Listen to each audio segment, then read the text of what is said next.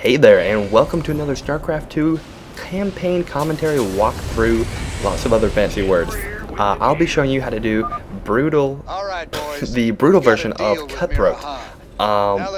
It's actually a quicker mission than I thought. I was going back, collecting my videos, getting everything rendered, and making it like nice and overall. And for the longest time, I thought I had a huge corrupted file, but it turns out the video's only 13 minutes long for the entire mission. So apparently, if you're looking for a quick way to go ahead and do Cutthroat, this is the example video for you. So basically, what I'm doing to kind of go ahead and show you is I have my command center pumping out a ton of SCVs. I have a reactor going down my barracks, and I put a bunker at my top choke point and my bottom choke point. The great thing about bunkers is they cost 100 minerals, which you obviously need. But once you get close to your goal, around 5,500 minerals, unload them, salvage them. You get your money right back, 100%. So there's no reason not to go ahead and get them, because your base does get attacked every now and then. So they're a good focal point for the enemy, because the enemy AI, despite being brutal, ooh, how unprofessional my phone is going off. Despite how brutal the AI may claim to be, it's actually quite dumb. It goes for bunkers 9 times out of 10 right away. So at the very least, if nobody's in there, it'll at least give you time to go back and catch up. Now, Miranda, the mercenary chick, has dropped off vultures. Quite handy. You have spider mines. Go ahead and drop off half a dozen by each choke point. They'll help with base defenses and pretty much negate the first attack that ever comes to one of those choke points. Also, another thing is for this mission, they do a great amount of damage against any of the little outlaying armies, but they can't take damage for anything, so you have to be careful and micro them back. Just like you saw right there, that vulture was in the firefight for 3 or 4 seconds and got decimated. Not killed, but I mean, it didn't take a hit well at all. And because they only cost 75 minerals, I didn't know that. I've never actually built a vulture for any of my videos, but the other day I was just glancing in the factory and I was like, ooh, extremely unprofessional of me today. I'm gonna put that on silence. But they're really cheap, which is why they don't take a hit. But for our purpose, they're going to be great. The way I found this to be effective, my strategy, that is to make a little bit of marine and medics, and have them be like your tank, have them absorb the damage and heal the damage, and then have those vultures with that little bit longer range, get in the background, and just do some artillery damage, right there. They actually do a ton of damage.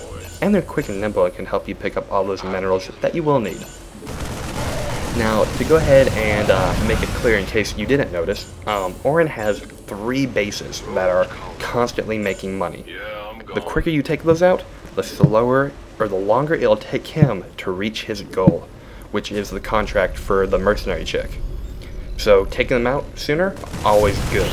But you don't want to push so quickly that you try and take out the base before you're ready, and then in turn take longer to take out the base because you have to regroup, build up an even bigger army, and then go attack again. So right now you see me taking out the first base, right around 3,000 minerals, somewhere around there, which is about the time you'll be attacked from the north. There is some attack coming out. I can't remember exactly when, but I do know I get attacked there, and it takes me a little longer than I like to go ahead and readjust to that. Also, one really nice thing, when you destroy an enemy command center, money drops right from it. It just explodes money. So there's more incentive for taking that out. Now, obviously, I will not be doing the achievement that shows you how to, I think it's called Solitaire, where you get the contract for Miranda, that's what I'm just going to call her, whether or not it's right, before you build an additional SCV. Obviously, I'm pumping out quite a bit. But at this point, I pretty much stop all production and go straight into money making. So I took out that very bottom base of Orange, and now I'm moving my way to the middle base, whatever you call it. Oh, and by the way, if you're ever going to get medics for your Marine, Marauder army, whatever infantry you prefer, I just prefer standard Marines. Make sure you get at least 3 3 medics, but generally about 20 to 30% of your army, because with medics, if you just have one, if that medic dies or gets hurt, nobody's going to help it. If you have 2, the medics will be able to help each other and they'll live longer, but if you get 3, you have a good buffer of magic healing, which is always good. Now, as you've seen, I pretty much didn't worry about saving until I got around 3,500 minerals. That's about the time I started harvesting, or stopped production, and went full harvesting for the contract. And I'm doing just fine. I've taken out 2 of his bases, essentially crippled his recovery rate, or his income rate, and now I can pretty much just collect all the scrap metal, harvest from his former bases, and then eventually I think I go ahead and take out his 3rd base. So overall, I'd say I'm doing pretty good. I'd say I'm in a good position. His armies, his outlying armies like that, they're really susceptible to just Marines and medics in general. You don't even need vultures. I did go ahead, just a sidetrack, I did go ahead and get the tank because I love siege tanks. They're retardedly amazing for campaign missions. They're just too effective. Also, running by a bunker, bad idea with Vulture. They tend to get shot. But they're really fun to have, but they have a long cooldown. So I go ahead and get them earlier, and because I am in such a pretty stable position, I just go ahead and get them before I even make the contract. Like right now, my collection rate is just astronomical relative to Orange. I pretty much have the contract wrapped up. I'm just taking my time and collecting everything I can, and I'm on my way to destroy his 3rd and final base collection, or base money generating magic factory land. So I'm on my way. I pretty much mined out his original base I took out, coming close to that. Oh, I didn't know he made a raid. Interesting. Not gonna help him, but interesting. And you can pretty much see with, there's that attack from the north. Ooh, I go on tangents all the time. I pretty much see that my initial army isn't going to hold out, so I go ahead and drop in mercenaries. My favorite use for a mercenary, when you need units now. But right now I'm sieging, or putting his 3rd base under siege, and I'm almost at the contract price. If I had just destroyed a bunker right now, or salvaged it rather, I would have made the contract price. I think I can't see the numbers on my tiny commentating screen, because I don't record, or I don't commentate the game live. I do it after the fact, so I can give you a more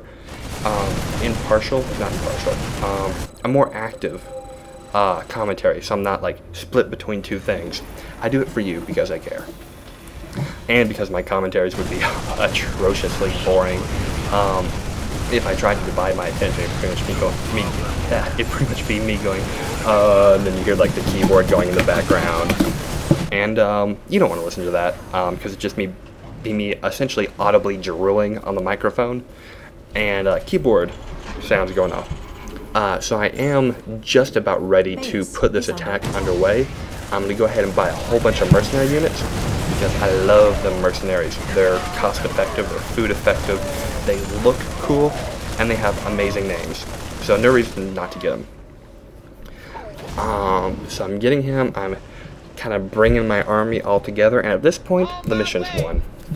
You have tons of minerals. You can expand to 2 other places. Granted, they're kind of tiny, but you can go ahead and expand, and you have a bunch of mercenary units. The one thing you have to watch out, which I'll show you in a moment, is once you get up to the first plateau of Orin's base, he's going to say something about having a present for you, or a gift, or something like that, and you'll see a little red dot pop up on the ground. Run away. Just get away from that. That's a tactical nuke, and well, it'll cause problems for you if you're not prepared. So avoid that. Keep in mind that he'll have one battle cruiser around his base, a Banshee, maybe a couple mercenary style siege tanks, and that's about it for his defense. Other than that, it's pretty much your standard missile turret here and there, a bunker or 2 by the choke point, and buildings, and you'll be able to take him out right away.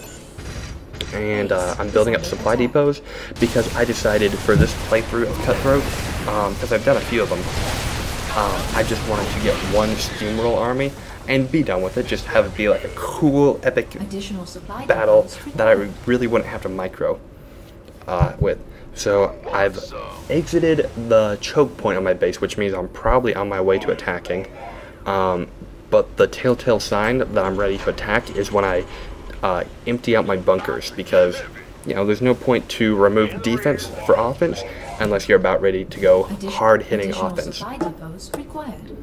And for the record, if you're going for the solitaire achievement, seeing how we have some time, you probably should take your initial group of Marines. If you have the medic upgrade to where you can build them out of a vanilla style barracks, go ahead and get a medic or two. I'd wait for probably one medic and then go ahead and take out the first base I took out. If you do that, it should explode into money. From there, you would have to micro pretty well to make sure you don't lose a Marine or medic. Go up and take out his second base, because none of the armies in between his bases are particularly big, but the problem is if you're not careful, you'll lose a Marine here or a medic there, and that will over time kind of add up, and it could stop you from getting the contract. But keep in mind that every base you take out effectively oh, I'm not going to show you that, sorry. It was a pretty epic win, where just imagine if you were a Marine right there and you're just like, oh, that's a big army coming to kill me. It would be terrifying. But back to the solitaire achievement. Just keep in mind that every command center you take out is a big victory, but you still have a lot of work to do relative to the rest of the mission.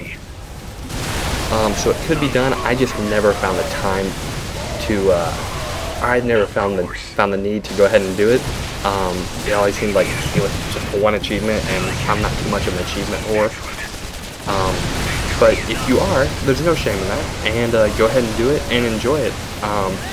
Let me know in the comments below how you did it exactly, because it will be interesting to see. I'm sure there's more than one way to go ahead and, if it looks like I'm distracted, by the way, it's because I'm trying to find out where that tactical nuke is going to go up. I can't hear the audio from my actual playthrough, so I'm having to search constantly for that little red dot.